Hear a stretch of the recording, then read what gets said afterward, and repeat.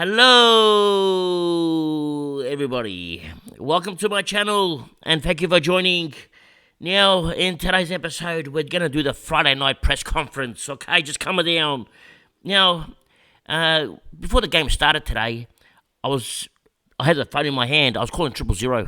I was panicking. I didn't know what to do. I fell off the chair. I was having shocks because the one of the commentators, she said, it was, I forget her name.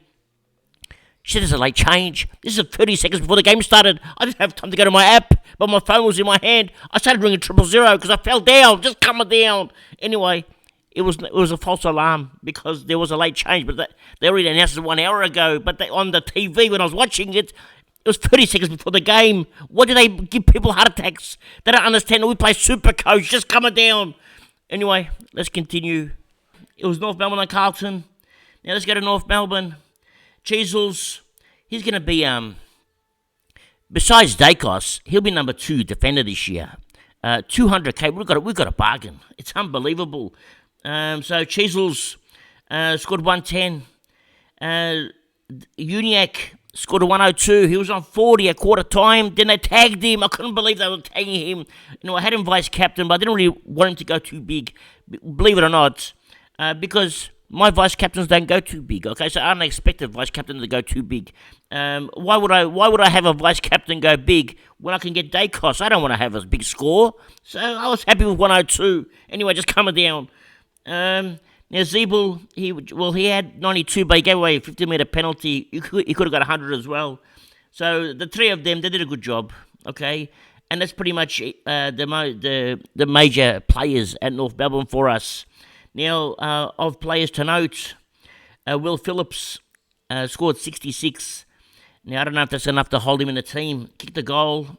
He was okay, but that's pretty much 5 kicks, 12 handballs. He had a good game, but, I mean, then again, you can say Powell wasn't doing much more. Powell, disappointment. 7 kicks, 8 handballs, 43 Supercoach points. I'm glad I don't have him. Now, Combin, 29 points. His cash is dried up after the first game. It's game over for him. You probably don't have him anymore anyway, but if you do, you might as well get rid of him next week. There's two cash cows coming along. And that was pretty much it for North Melbourne. There wasn't much to report. Goldie in the ruck didn't do much, but no one's interested in Goldie anymore anyway, except for Shrek, who got smashed by him, just coming down. Okay, let's go to Carlton. Now, Carlton, Cripps went at 114, which is pretty much what he's expected to score. So it was a good score by Cripps if you own him. Sard went at 104. He was killing it. He was like 77 at half time or 80 at half time. He just stopped, but it wasn't his fault. It's because North Melbourne didn't attack much. Carlton took over the show, so there was not much action for him. Now, I noticed with Cripps also, sorry, not Cripps, it was Sard.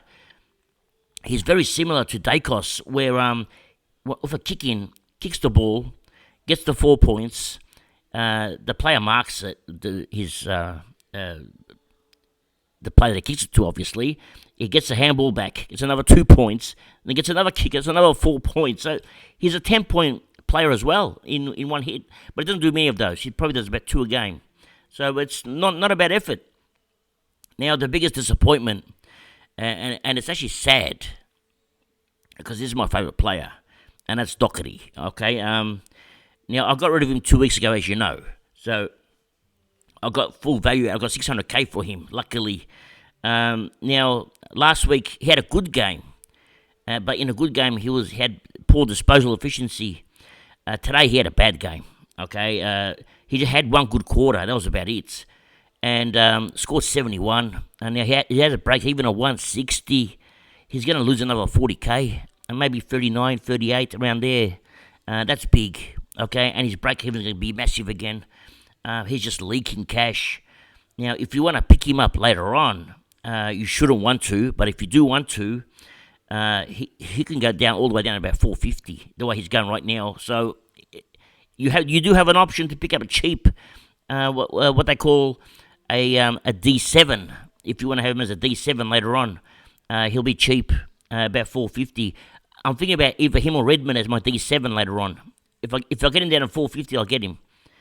Anyway, Cowan scored 51. So some people might have him on field so that you got a 51.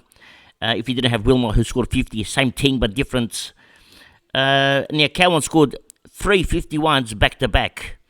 So he's a very consistent player, you can put it that way. Now Hollins scored 52. That's probably not enough because Cowan is a 117k player, whereas Hollins is a 160 or 150k player. So big difference there. So Hollins not going to make much cash, and that's a problem this year. We're not getting much cash. Luckily, we've got players like Sheasel. We don't need some cash because they get automatic primos. Anyway, that was it for this game. Now, looking at some player prices, Uniac was 557, had a break-even of 21, scored a 103, so let's say made about 40k, so he's going to be very close to 600k, just under 600k, if you wanted to pick him up next week. Now, he had a tag, he actually scored a 103 with a tag is not bad. He had a heavy tag, it wasn't just a normal tag, it was very heavy, but he did well. 103, not too bad. Now, let's look at some other players. Who else was there to have a look at? Let's have a look.